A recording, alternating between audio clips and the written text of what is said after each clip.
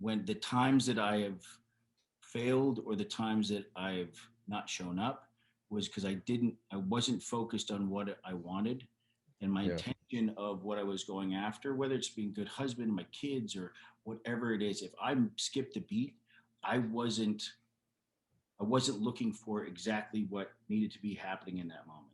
I was somewhere else, and then I'm making excuses as opposed to just be like, "Okay, I fucked up. Own it. Get up. Get after it. You know, if you fuck up, it's okay. Just get the fuck after it. Stop complaining. Stop saying, oh, this, that. Just get after it. If you want it, you will find it, and it's as simple as it gets."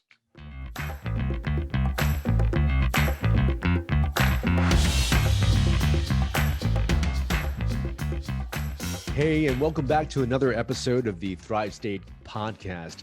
I'm your host, Dr. V, and I just want to reach out and say a big thank you. I am so grateful that you've taken some time out of your day to join me together in this journey where we thrive. And today on this show, we have a very special guest. You've seen him as Adam Ross on CSI New York, and he now plays Sonny Quinn on CBS's SEAL Team. He is such a fantastic guy. You'll hear his story about moving from Ireland to Canada and finding his place in Hollywood, sleeping on his car outside of a 7-Eleven when he booked his first big role. All that and more on this concept of how decision was one of the best medicines he's ever had. Ladies and gentlemen, I introduce to you AJ Buckley. Ladies and gentlemen, AJ Buckley, Sonny Quinn from SEAL Team. Welcome to the Thrive State podcast, brother. It is so good to have you on. I am very, very excited to be here, as I was just saying. I truly am. And when I was talking to my wife, who's a nurse, and your name has come up a bunch of different times, and I've always said, I'm like, I wish more doctors had the approach that you have, and it's not necessarily and I'm going out on a limb here. Sure. It's not necessarily the medicine that you're giving, but it's the mental approach that I appreciate, because Yeah. when you get the mind right, the medicine is sort of there to help. There, Yeah. but if the mind isn't right, you're doesn't matter what medicine you take, it's never going to get there. So that the approach of that mindset and that positive and getting up and getting after it, that's a big thing, and that's the hardest and I feel the most weighted first step Yeah. in the road to, it's fearful in this because we're a pill pop inside. It'll fix Yeah. this, not putting the work into here and did here. And I feel Yes. what you preach, and I mean, I was saying that earlier, genuinely comes across as you went on that journey yourself and Yeah. then had to turn around. And I really appreciate, like, when I follow you on Instagram, I'm like, you'll give some pep talks. I'm like, all right, man, let's go. It's like, Yeah, brother. genuine thing. And I just wanted to put that out there because I genuinely think that whatever you're doing is really good. And I think there's got to be more doctors like you. Well, thank you. I mean, I think, I look back at my life and I say, why did I get diabetes? Why did I get into a situation where I was practicing this traditional medicine and it wasn't working for me? But really, it was gifted to me so that I could now speak from a perspective of somebody who's gotten sick and recognize what it actually takes to really own who you truly are. And the message really is you are your best medicine. Yeah. You got to recognize who you are and why you're here, and then be in the energy of that, because that's the most healing. Mm. Yeah, the anti-aging stuff, we could offer little things to kind of like tweak it a little bit, Your but cortisol ultimately the true medicine is who you are. And this is why I love, and oh my God, I'm getting goosebumps right now. I'm so I'm so excited to have you on this podcast because I dove into your life story a little bit. And it all seems that for you, the very same medicines of mindset, of focus, of faith and belief really kind of transformed who you were, your career, and who you've become to be as a man, Yeah. you know? Because Yes. I also see when you were playing the role of Adam Ross in CSI, right? Your voice was a lot higher. It was a very kid vibe. But now being this guy, Sonny Quinn from SEAL Team, Yeah. who you've become mentally, physically has completely transformed. And I'd loved, I hope people like stick around and hear the entire thing because I really want to get into that transformation. The craziest part was for me the day I booked CSI New York. Well, let me rewind this. I moved to LA when I was 18 years old. I Yeah, did a hold on one quick sec before you get there because I know the story. I know you were kind of like in your car before you booked yeah, that, but let's go all the way back. So I want to find out a little bit about AJ Buckley. Did he always want to be an actor growing up? What was it like growing up? Did you have siblings? And I know you have this relationship with your father that goes really deep. I want to know about that before we get into that other turning point. yeah. I mean, as far as like me as an actor, I don't. It's been in like it's who I am. Yeah. It was at I'll never forget. I was in Dublin, Ireland, where I was born, Hmm. and my parents had taken us to it was Christmas time. And we'd gone to see like Snow White and the Seven Dwarfs at the theater in Dublin, Hmm. and it was the first time I'd ever seen like a live stage. And I can see it when I look up here. I remember exactly where I was, and every time they sneezed or whatever, the audience laughed, and there was this tingling in my ear, Hmm. so like deep. And I was like, "What is that feeling?" I was like this, and then with this audience, I kept looking around. I was like, "What is that?" And I said to my mom, "I go, what are those guys? Who are they?" And they're like, "They're actors." And I was like, Hmm. "That's what I want to be." Whatever that feeling of this audience and that response and that energy and the thing, I was Yeah. like, and I went home that night. My dad actually has me on tape. He was when they're like, "Oh, what are you gonna be when you get older?" And I was like, "I want to be an actress." And my dad's like, "What?" I was like, I didn't know that difference, but it's literally and then it's sort of yeah, but it's been anything creative or and I bring that into like entrepreneurial stuff and other business ventures, but just the creative process there's such a difference between obviously stage and Film. because stage you have to be present, Yeah. you know, you have to be 100% in and listening and there and the audience, and you can't screw up, and even if you do screw up they're not going to know, so you kind of just have to roll through it, which is the greatest, I think you apply that to life anyways. No one really knows that you're messing up, you know, Yeah. you know that you're messing up. And it's how much you commit to actually figuring out how to get out of that situation when you forget a line or whatever it is, blah, blah, Right. blah. So yeah, and then we emigrated to Canada when I was 6. After that, I done here and there some jobs, and I landed a pretty big role in this film called Disturbing Behavior. David Nutter, who's gone Hmm. on the a huge director, Game of Thrones. He directed The Red Wedding, Game of Mm. Thrones, and a bunch of other things. He called my parents and was like, "Character's testing really high. I recommend he come down." And I was 17, 18, and my mom's like, we don't know anybody. And he's like, "Just come stay. I'll hook him up with an agent. I feel like this is an opportunity for him." And so I was like, "Let's go." No clue whatsoever of what to expect. And I remember coming down like the 101, and at the time it was like a Holiday Inn on Coanga exit on like over. It was like a Holiday Inn, and like the that area was just run to shit. And we stayed at the Holiday Inn, and we checked into the room, and we're looking in the room and overlooking the gas station, and there's these two bums just kicking the shit at each other. And Mm. my mom was like, "We are getting in the car and we are going home. I'm not leaving you in this city." I was like, "Mom, it's fine. I'm gonna be fine." And then sure enough, my first audition that I went out for that David had set up, I booked, I got. Mhm. And I was like, "Well, that's a sign I should stay." And then I've been here for 25 years. And there was an evolution of me as my journey sort of becoming a man, because I didn't grow up with any money. Yeah. My parents are incredibly hardworking. I was incredibly wealthy in my experience as a kid.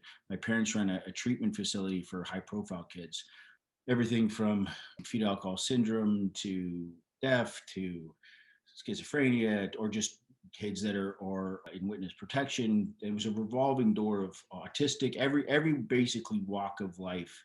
I lived with. Over 200 kids came through our house growing up. Mm. And the crazy part was, and I use the word crazy, I didn't realize how crazy that was an upbringing until I moved to LA. And they're like, "Oh, tell me about your life." And I'm like, "Well," they're like, "What?" And I'm like, That's not normal." Like that, it was just this. It was a real eye-opening experience at a very young age. And my mom, her sort of motto, she's a therapist, and she would help find the kids, basically the unadoptable. She would find permanent, Mm. and she's a saint. And my dad was sort of the Mr. Mom. He did the laundry, did the Mm. cooking, he did that. He was just Yeah. everything, and just an incredible human being. The kids there, they knew also when they got to this house that the age that they were in the system that they were, that they needed to. This is sort of the last chance of finding a Right. home. Yeah. There was this real focus, and when you found a family for the kids, it was hard Yeah. for me because I'd become such good friends with Yeah. the brothers and stuff. And I remember this one kid, Richard. Him and I were, and I never cried so hard when I was so happy for him that he found a family, Yeah.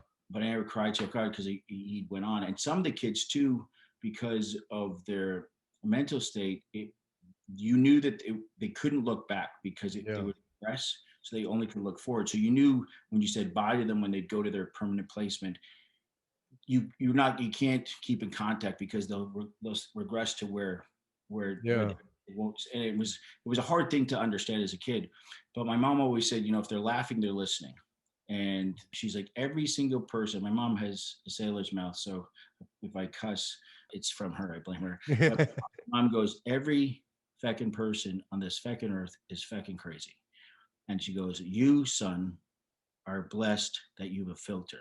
She goes, those poor kids don't have a filter. Amazing. Speak their mind. He goes, so Yeah. there's no difference between you and them. He said, Amazing. you have these crazy thoughts. My mom had this really great analogy of like with kids, and it was sort of her mission. She was like, a child can be like a bruised apple, and Yeah. that's been through the system. And if you get them to at the right time, you can find that seed inside the apple and replant it. It'll grow into another Yeah. apple, Yeah. fresh apple, and it doesn't lose the bonding and attachment and all these important qualities that a child needs. But her biggest nightmare was if a child isn't helped and that apple becomes more bruised, it Yeah. turns it turns into an onion, Yeah. and there's no core in the onion, and the more you peel, the more you cry. And so that was sort of her thing. She just did not want to find it, let it go to the place where it became an onion, where that bonding attachment was never established. All these things. So at a young Mm. age, I was exposed to like just the craziest stuff. And little did I know it was like the greatest acting school of anything. I was like, you know, Amazing. freedom and this and like, my dad literally was like Peter Pan. He'd be painting and all sorts of stuff. So it was a really cool background Yeah. growing. So And those were your siblings, basically. yeah, that was that one, every single one of them.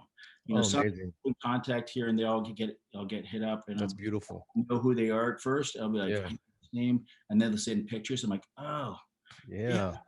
And then they've got kids, or they're like, the crazy part when That's beautiful. my father passed away. He passed away 2011. Yeah, December 1st, 2011. And it was an incredible moment. I remember getting it, like, proceed into the church, and I remember looking out to talk, and there was no where to sit. All the kids from the home, you get choked up. Yeah, brother.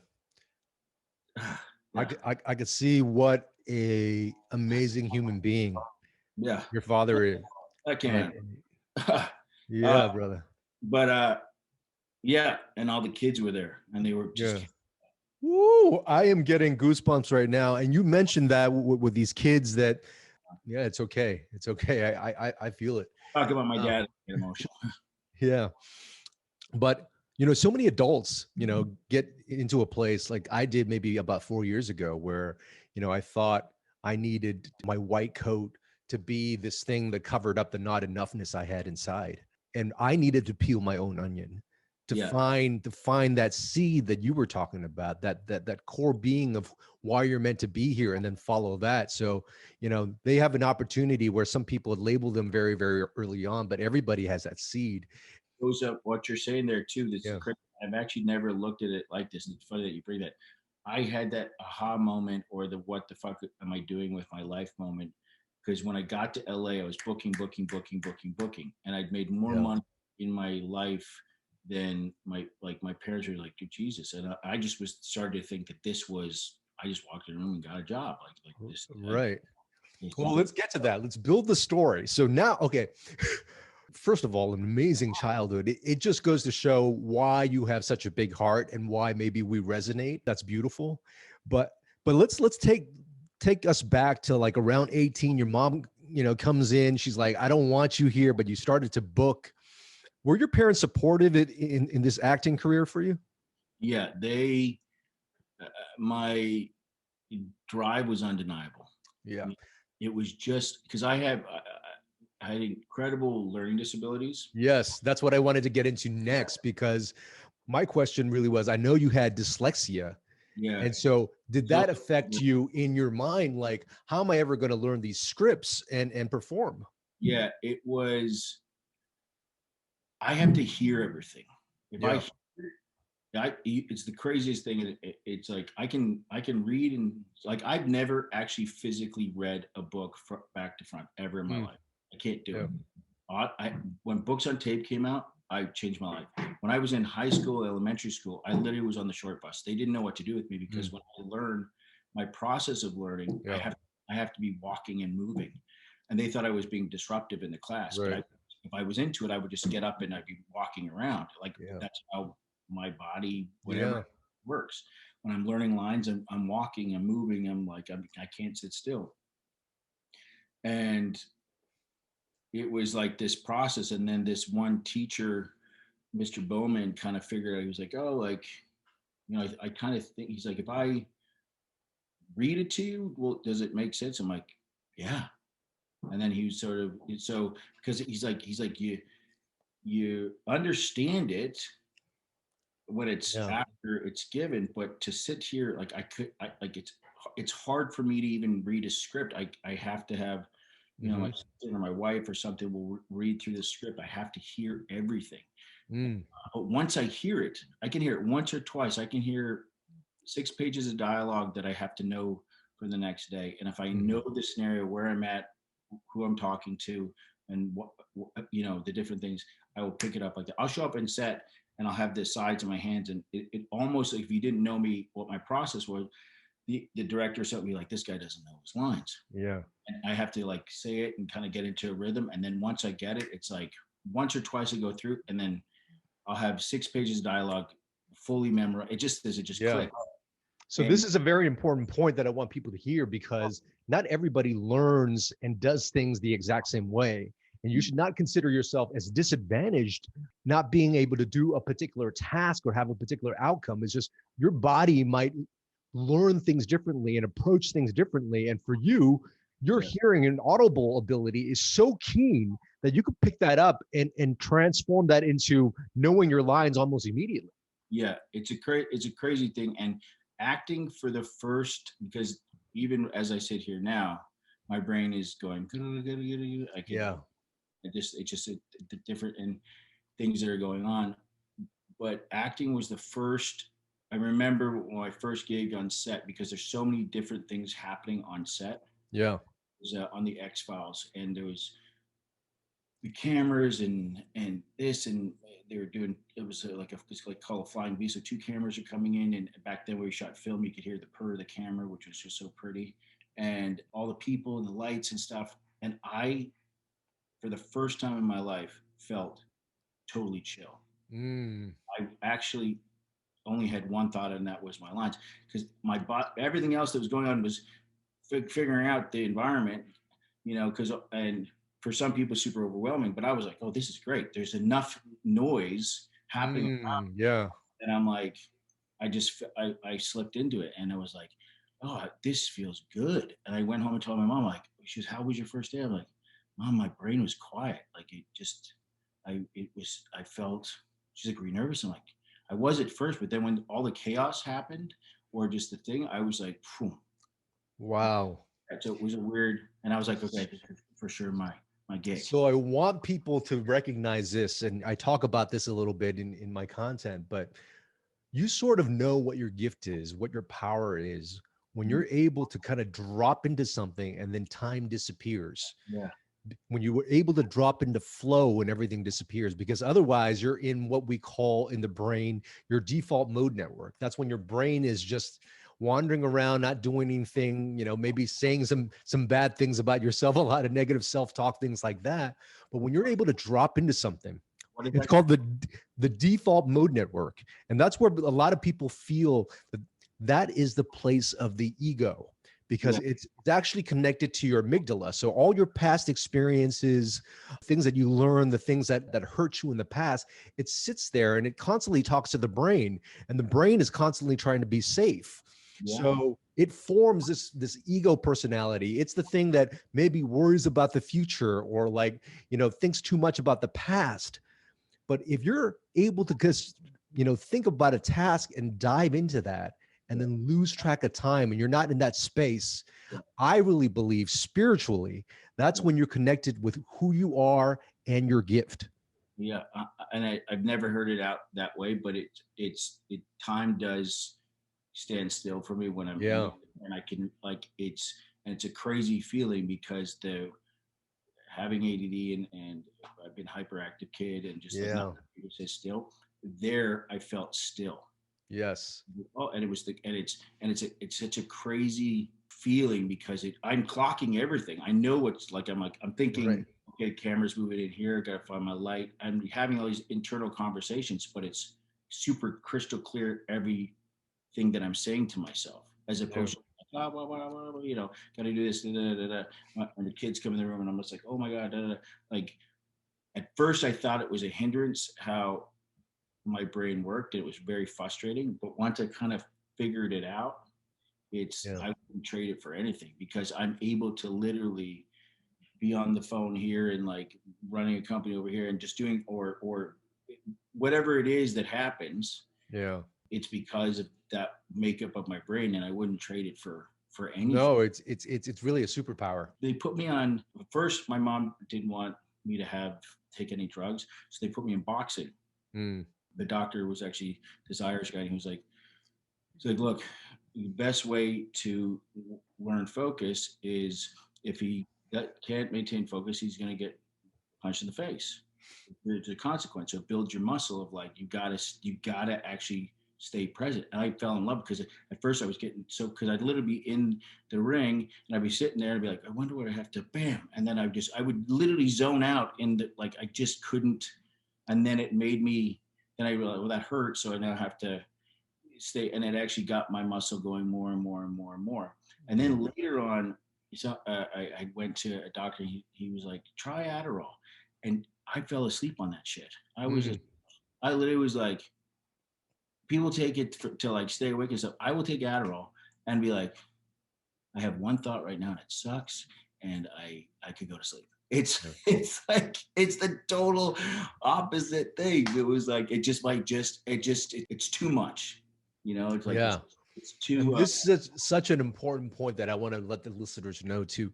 Also, sometimes you think, hey, why is my life not working? Why do I need other stimuli or do these other things?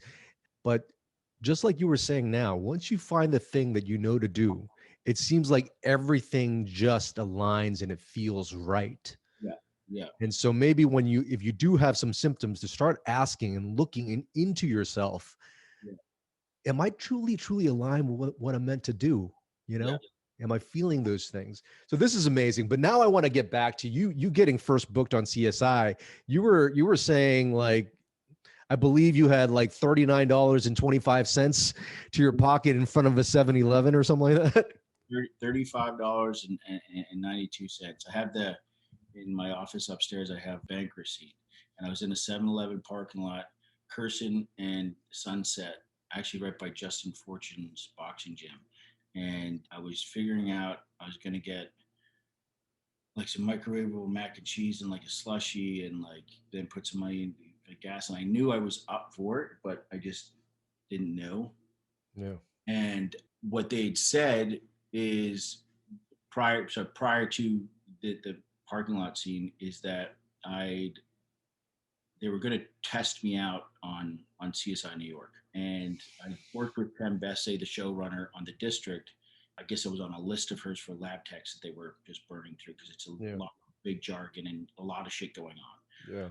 And I'm literally, living in my car. I've been living in my car for probably a year. And truthfully, when I say this, it was the happiest I ever was in my life. I had this really crazy moment where my parents and I said to my mom and my dad, I said, look, I can't take another dollar from you because there's a safety net and I can't take another dollar from any of my friends. I got to figure this out on my own. Mm. I'm making stupid decisions.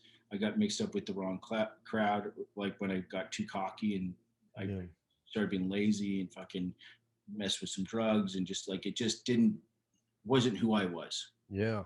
And that goes back to what you said earlier, which I hadn't drawn a parallel to that core. You find Yeah. that I had to sort of reseed this thing, and had to kind of go on this journey. And I remember having this conversation in my car with myself in my rearview mirror, going, "What do I do?" I was like 26 years old, 27. I'm like, all my friends back in Vancouver had jobs or married or some shit, and I was super happy for them. Like, do I just go back home? Like, I'm living in my fucking car. Like Yeah. the night before, I think I took this girl out for a date, which wasn't very exciting, and I took her up to like Mulholland to look at the view. But I pulled into this like driveway area, and she's like, "Is this your house?" And I'm like, "Oh fuck!" I was like, and I was like, "Yeah." She's like, "You live here?" And I'm like, "Well, not there. I live here in my car." And she's like, "What?" And she's like, "I live in my car." And she's like, "You need to take me home." I was like, so it was this whole thing. I'm like, what am I doing? This is crazy. Maybe it just wasn't, it's not going to work out. This, I'll come back. And sure enough, I looked at myself. I said, hold on a second. I said, I'm doing everything that I want to be doing right now. Yeah. I've got my family that believes in me 100%. I've got a great group of friends Yeah. doing exactly what I want to be doing. Yeah. I'm fucking wealthy. I've got everything. Mm. And I was like, you know what? It's just it's a separation of money, and it was just a gig, and I was up for things and stuff. It's like, what the fuck? Yeah, dude, this is awesome. I was like, I am not going anywhere. Mm. This Now, I is want people to listen right now. Really pay attention to this because I talk about this all the time as well. Is the energy of receiving, which is, I think you were mentioning just how, maybe you didn't see yourself in that light and was giving yourself maybe a little bit of stress over where you were at. But the minute that you just started to be in the energy of gratitude, the energy of it's all coming, that yeah. literally within a couple of hours, or I don't know how long it was, but you got that role at CSI. I think the biggest thing was with the girl was the first time I I got, but was kind of a week. It was the crazy. It was crazy. It was a really crazy thing when I look back at it. Is like it was a week of things of like would tell when people would ask how I was doing. I'm like, oh great man, things. I would lie, Right. Yeah. make a story up about something, and that's Yeah. not who I am. Hmm. And it would kill me inside, but I would I just like, oh, I don't have the heart to. I just want them to think I'm kicking ass. Yeah. And then it's like, you know, actually I'm broke. I'm living in my car. I'm happy. Things are good. Just plugging away. Once it kind of like just said, this is who I am. Like, why am I lying to these? Who are these people anyways? Like, Yeah. I just, they're not going to like me because I'm actually lying to them. So they're probably going to like me worse. I'm like, Mm. who you are. Like, who gives a shit? Yeah. You're down here and you're fucking making it happen. It's your dream. It's rad.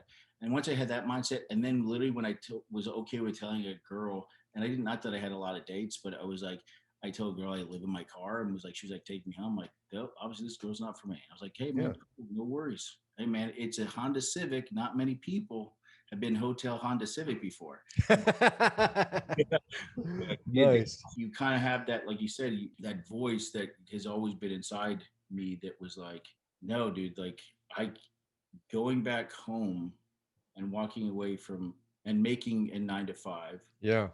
a paycheck per se, Yeah. had there was nothing that made me like I got to go do that. The what if and I knew the drive that I had inside me, and Yeah.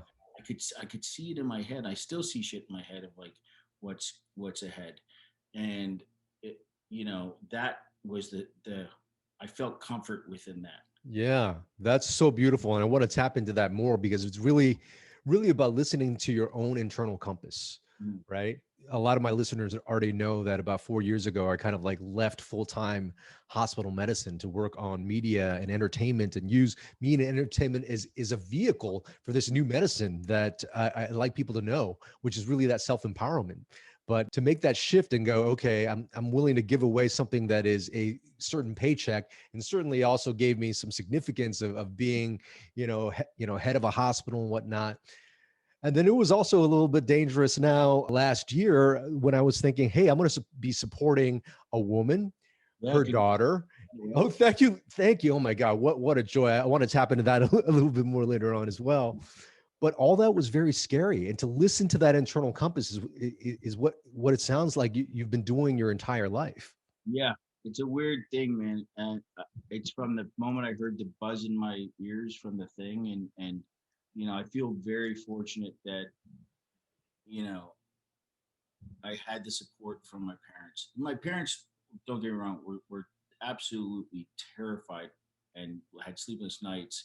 And I can't even imagine if my son or daughter told me they're going to live in the car. Don't worry, I'm good. Don't send any money. Like I'd be like, are you crazy? Like I can't No.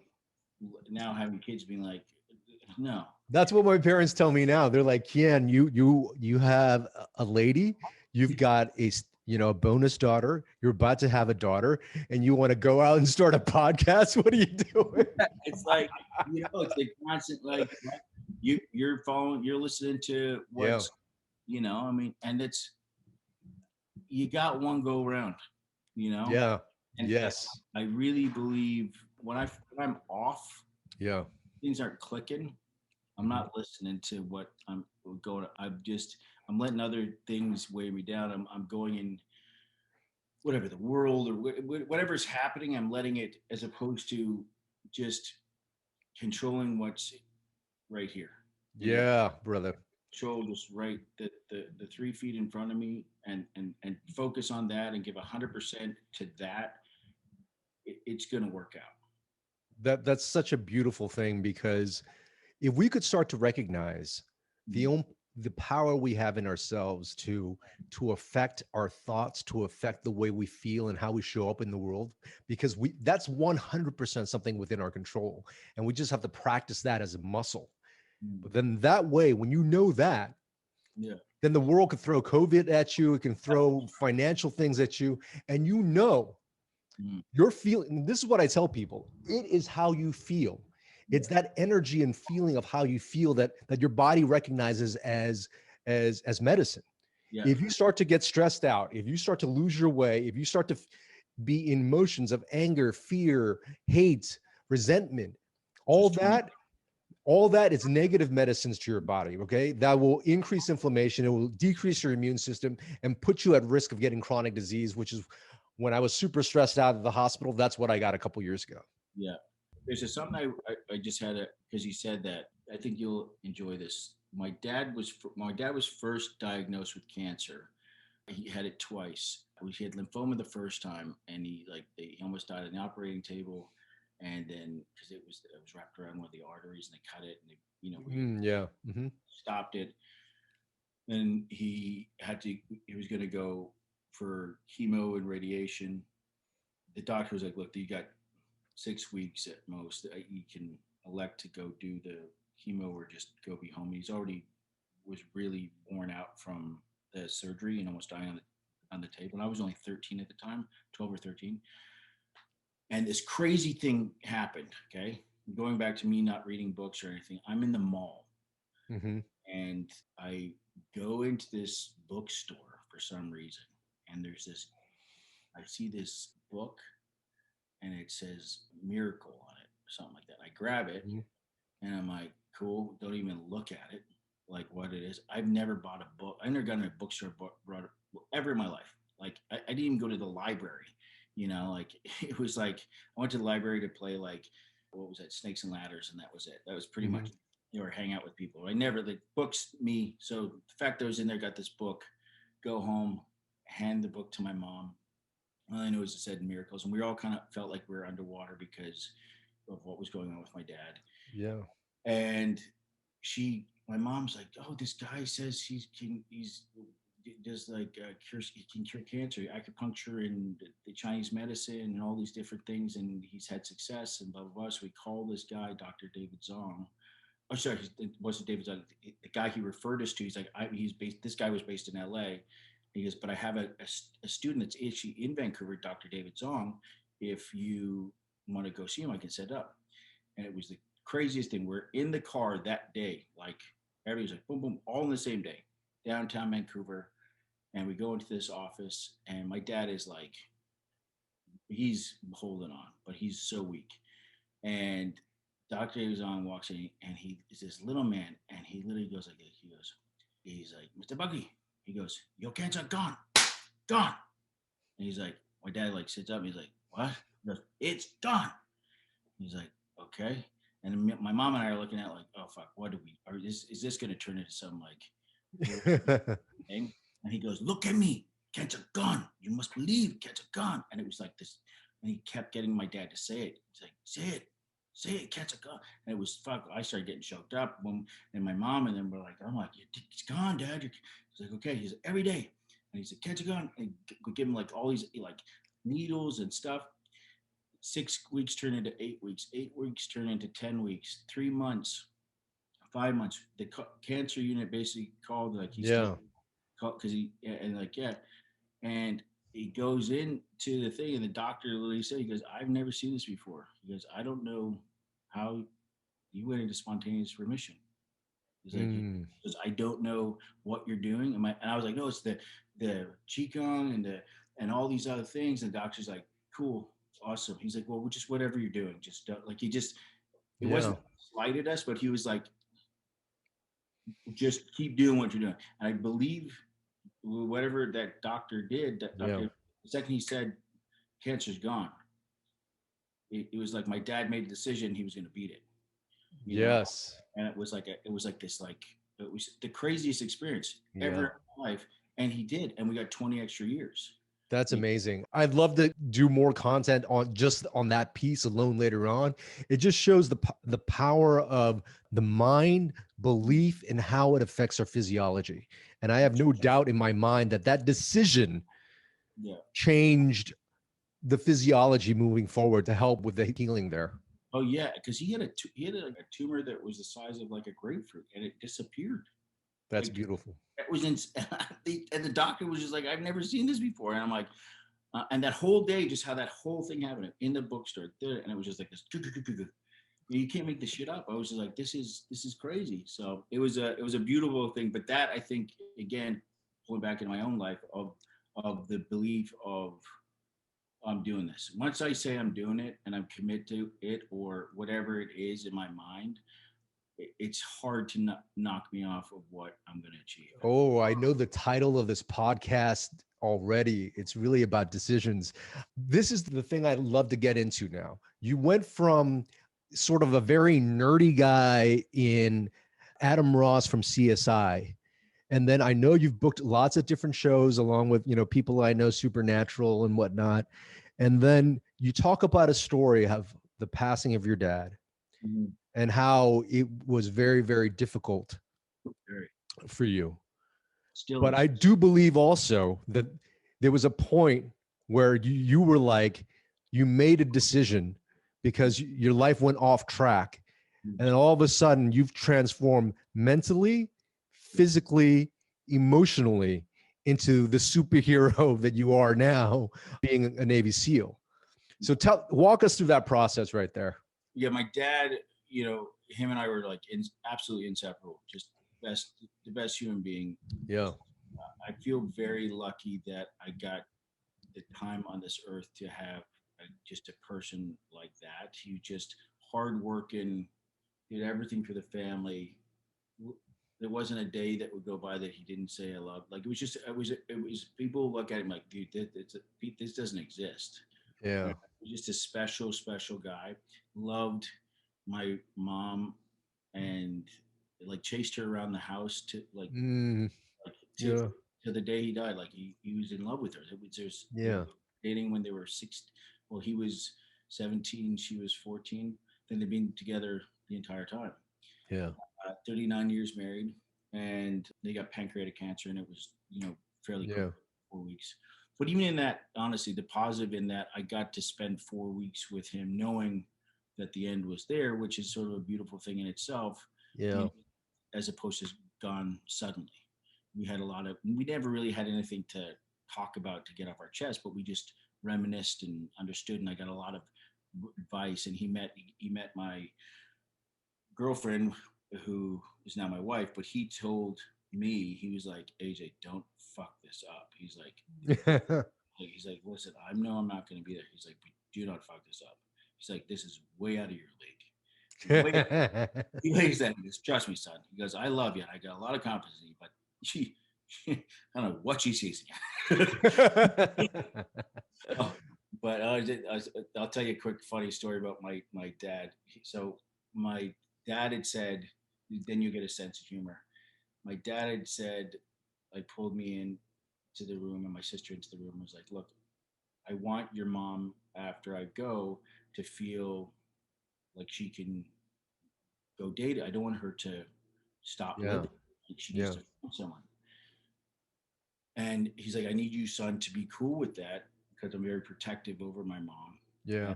and, and or just my family. And he's, I need you to accept that when that man comes in, if he's right, that's, you know, you're Yeah. gonna stand by her because she's gonna be happy. And I'm glad we had that conversation. And then so he's like, I'm gonna bring your mom in and just talk to you guys, and you know, and my mom, of course, goes, no, Joseph, no, that there'll never be another person. You're my soulmate. And my dad goes, Trish, come on, Trish. If you died, I'd find someone else. And she sits there. She goes, what? You would? You would? He goes, yeah. And she'd have big tits. He said on his deathbed. I just died laughing. But that was my Oh dad. man. He didn't drink, didn't smoke. He was an athlete. Yeah. Just hard working bricklaying, carpet. You give my dad a duct tape and a hammer, and he'd build a house. Like, just he could see crown molding, and I don't know if you ever done crown molding where you have to reverse cut shit. No, I haven't. Is I listen, I've tried, and I remember. This is another funny story. I remember my dad. I'd flown home. I was in town for like a week, and my dad was building a deck at the back, and he was going down to Home Depot. He's like, son, so this is what I need at the back. And he's so quick and so good at carpentry, right? And I'm okay, but not to the level of him. And he's all self-taught. And he literally is like, I measured it, but it was I made the stupid mistake of like, instead of like drawing it out and tagging it along the way, I put one post down that I'd measure to the next post, to the next post. So it was slightly off along the way. And my dad comes through the door and he looks out of the thing and he goes, oh, Jesus, son, thank God you're a fucking actor. He goes, this is fucking ruined. We got to start over. And I was like, okay, I did it. Your dad's coming home. I'm like, a TV show. Terrible son. He's like, thank God you're an actor. I was like, but he was just the best. He was just such a good dude. And, but yeah, so where were we going? Yeah, no, I would have loved to have met him. He sounds like, he is such a romantic, he's a jokester and played a big part of your life. And I know after he left, you've talked about this publicly of how you've just lost your way for a little bit. Yeah, I went down a really, really dark hole, and it was, yeah, I just heavily drinking, and that's not me. You know, I'm Irish and I'll have Yeah. a few points here and there, but this was, I just did not know how to deal with the pain of, yeah, it's 10 years and I still, but it wasn't until there was a couple of things that had happened and my wife was pregnant Yeah. and I got a call for a huge opportunity, a big franchise film, and Yeah. brought in, screen tested everything. And when you screen test, it's a big deal. Like it's your, like the cameras, it's like a regular day of filming. And I get the call and said from the director calls my team and says he's by far the best actor for the job, and we would give it to him. We just don't have the time to get him in shape. Yeah. And I was Hmm. like, I literally was like, what the fuck am I doing? My dad would be so pissed off right now that I'm doing this and like what? And I just threw away an opportunity. I've got a kid on the way, and it was like it would have been a multi-million-dollar contract. And that day, I literally sat down with my wife. I said, I'll never let opportunities slip through my hands again. I'm gonna stop, get my shit together. I'm gonna get in the best shape of my fucking life, and I'm gonna direct every waking hour of when I'm here on earth to doing something and get back to the gift that I have and stop fucking throwing away days. Mm. And it was the hunger and the fire that was lit by losing that, which I think was supposed to happen. I was supposed to, Sounds like a gift. yeah, because if I had a gotten it, I probably would have still been hurting and drinking Yeah. and wouldn't have fixed it. I needed to understand how big that was. And then my manager's like, look, man, you're just, you're throwing away this shit. And I was like, and he was like, your dad wouldn't be proud. And my wife was like, your dad would be so disappointed. And that, so I was like, what the fuck am I doing? But I didn't, it wasn't that I was abusive. I was just sad and I didn't know how to Yeah. deal. Yeah. And it just came out the wrong way. And then I just flipped the switch. And funny enough, my buddy Jonathan Sheck, who was just a great friend during that time, and he's like, dude, you got to come to this gym. Got to come to Mhm. this gym, ETT. I'm like, what? ETT? Amazing. And he's like, bro, trust me, you need this right now. And I'm like, okay. And I went in that gym, and it was right out of the gates. Eric, that dude is like a special, special human being because without knowing that I was in pain, he just could sense something and he was like, we're doing this, we're going. And I was like, fuck yeah, let's do this. I'm like, Yeah. ah, and then I'm like, he's like, come back tomorrow. And I literally, probably for Jesus, don't think I missed a day for 5 months. Like every single, even if I didn't, like, if it was the weekend or Sunday, I'd go see Jimmy or this, I'd do something stretching. I was just had to be in that place. And it was Yeah. just, everyone was, it was like, I was like, oh God, I'm back. Like, and then it just, the the cobwebs Mhm. cleared, Yep. opportunity had sort of thing. And then the craziest fucking thing, I Yep. get this role, I get in great shape, right? Yep. Insane shape. And I get cast in the lead in this series called Pure. And the director and the producers want me to, because you meet me at the beginning of the miniseries as this bloated alcoholic cop. Hmm. And then course of the thing, I get into shape. I'm like, are you fucking kidding me? I've just gotten the best shape of my life and I just left that guy behind. And they're like, no, we need you to get fat. And I'm like, are you kidding me? What? And I'm like, I gotta get fat. They're like, how you are now is how we want you to look at the end of the miniseries, but we need you. So I was like, Eric, you're not gonna believe this. I gotta get fucking, you gotta get me fat. He's like, what? Yeah. I'm like, he's like, okay. So we literally figure out how to, and honestly, man, it sucked. I thought it was for the Yeah. first 2 days. I'm like, this is great. I'm like drinking Haagen Dazs. I'm eating pizza. By the fourth day, I'm just fuck. I'm just like, oh, I'm depressed. I'm just like, can't get out of bed. I'm just like, don't want to have sex with my wife. I'm just like, Yep. oh, this is horrible. And then too, I was like, I didn't realize. that the food and the shit that I was doing was fucking making it even worse. People say it's comfort Yes. food. You were saying comfort. There's nothing comfort about that food. It's No. adding gasoline to the fucking We fire. go there because we're stressed, Yeah, and it's a crutch, but it yeah, eventually makes us go into to a cycle of making more bad decisions that make us feel like crap. But so many things to unpack there. First of all, number one, for the people who are listening, let your pain and maybe what is seen to have be, in failure, be mm, your greatest gift.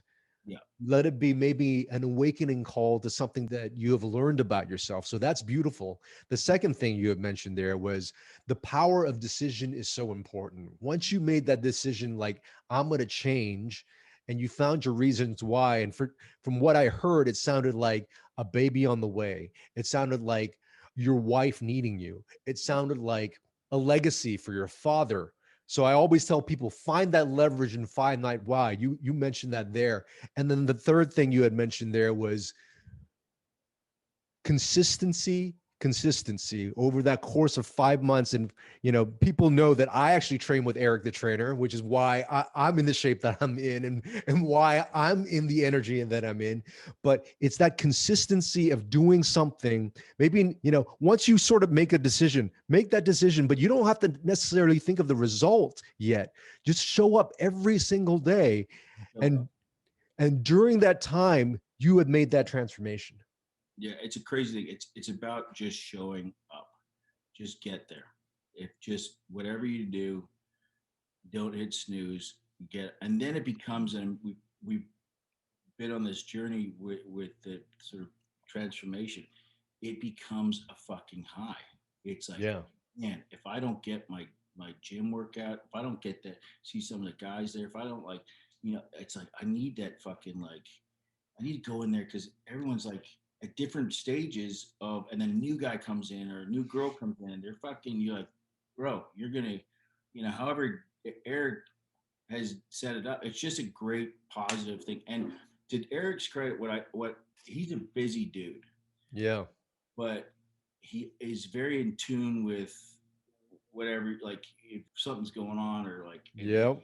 without Yep. saying stuff, just like getting in there, working it out through the workout, and you're like, oh, thanks, buddy. He's him and his wife are just, I just love those guys, man. Just such Yeah. just good human beings along the way that I've met, that I'm super grateful that they're friends. Yeah. I go in, I get my workout, but it's like personal development, it's therapy, it's all that. And it's great community. Yeah, it's a great community. I moved the when I moved to Redondo Beach, it became an insane trek, and then Yeah. it's like justifying to my wife, I'm going to drive 2 hours to Eric's. The day she's like, okay, and then 2 hours back, so you're going to be gone for the whole day, and I'm like, yes, all right. I'm like, you're right, all right. I'll work out here, but I'll pop in. I'll pop in because we film over at CBS Radford, so Yeah. sometimes I'll pop in, or I've done his the COVID thing. Just what he just even the shit that he did with the people, like just Yeah.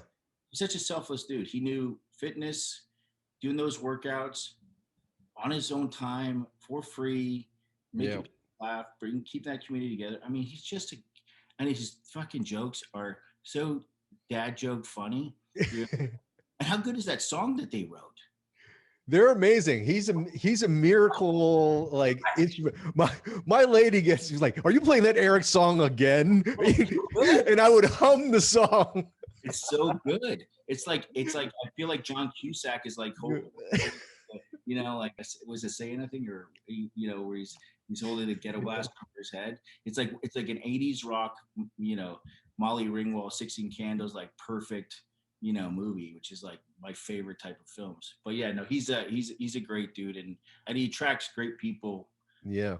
A lot of great people come in, and I think you going back into the routine and being consistent, if you can find that, whatever that is, but your pod, so to speak, or your Yeah. that like mind of, oh, this is what we're going for. There's an energy, because not listen, Yeah. as blessed and as lucky and as grateful as I am, and I truly mean that with wholeheartedness. There's not a morning I don't wake up and say thank you. There's not a day that I'm not on set that I'm like, holy fucking shit, I get excited every fucking day. Yeah. But if with putting yourself around the people that have that same sort of mindset, Yeah. that, Hmm. that whatever it is that it is in their life, they're hard chargers. They're getting after it like whatever it is. Doesn't have to be an entertainer in it, but just they're getting up and fucking saying, I'm gonna fucking kick ass today. When you put yourself around those people, it really fucking changes. It Yeah. does. And it's just like, oh dude, I like whatever you're doing, whether it's Yep. fucking just going to the grocery store, but I'm going to do it. I'm going Yeah. here, and it's commitment, and just it is a mindset, and it's really fucking because it's that. What is that? Like sadness. What is it? Seeks comfort or Yeah, I whatever. know. I know. Sadness. You find the people. Yes, like connects like. I know the phrase that you're talking about, but so important. The last, so many great nuggets in this podcast today. But the last component is that community component, because that community will bring you the energy that you need, whether it be an energy from the way they think, an energy from the way they show up in the world, from how they eat to their habits. You pick up all those things. So if you find yourself in a stressful environment that just makes you negatively feel charged, oh, ask yourself, hey, is it the people I'm around? Is it posts that I'm seeing? Yeah. Ask yourself those questions and ask yourself, okay, what can I start to tweak a little bit so that that energy is a little bit different? If you want to lose weight, if you want to get success, if you want the things that you think you want in your heart, Mm. find that environment and group of people that will put you in that energetic state so that they'll support you through that process. And the great thing too is like with the COVID, there's a lot of different like Yeah.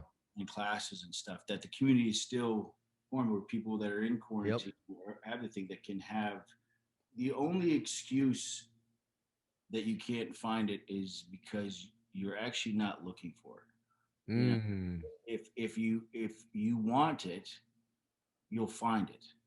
You yeah. know, I'm a big believer in that. Excuses are for people that didn't look.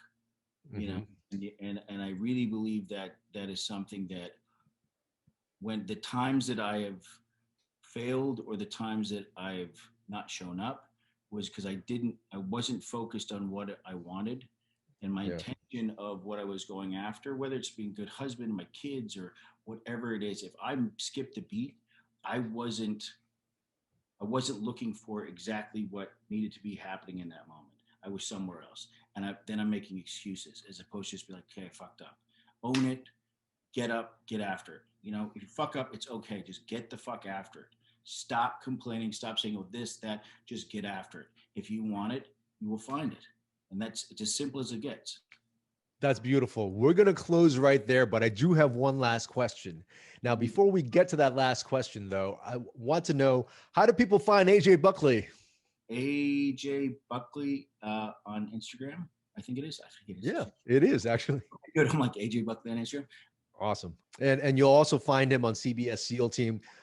AJ, thank you for your time. The last question is this: Yes, throughout your entire life, what has been your best medicine? my best medicine, the ability to laugh at my, Yes. you know what, I fucked it. My ability to let go. Mm, The times that you don't even, something might be off, it's because I'm holding on to something that I should just let go. mm, And that's then beautiful. and it's for me that I feel like it frees me up into the other thing that I'm doing. And then especially with my kids and, you know, with traveling and the show and stuff, it's like if something, if I don't let go of things that are keep my mind somewhere else, Yeah. missing moments with my kids. Mm. And that to me is like, if I go to bed at night, be like, fuck, I didn't put down my, what was I thinking? Oh, yeah. That's, that to me drives me nuts. I got to Yeah. let that go, especially with this year that we've had. Yeah. And anywhere you turn with the media and this and Republican, Democrat, who gives a fuck? We're goddamn Americans. Yep. Okay? We got to figure out a way to live happily on this planet together in some way, shape, or form. We got to listen and find a common ground. But Mm. within that space, we also have to find a common ground within ourselves that we can be good human beings, stay within our 3 feet and be the best we can within those 3 feet. If everybody did that, we'd be good. Amazing. Letting go so that we can be present. Oh, beautiful. AJ Buckley. Ladies and gentlemen, AJ Buckley, SEAL team.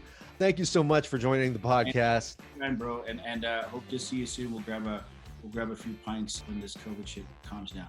All right, sounds good, brother. Thank you for joining me on this episode.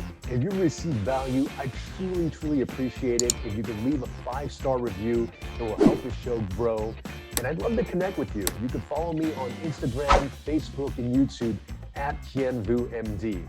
If you haven't already, pick up a copy of my book, Thrive State, at thrivestatebook.com. And remember, you are your best medicine.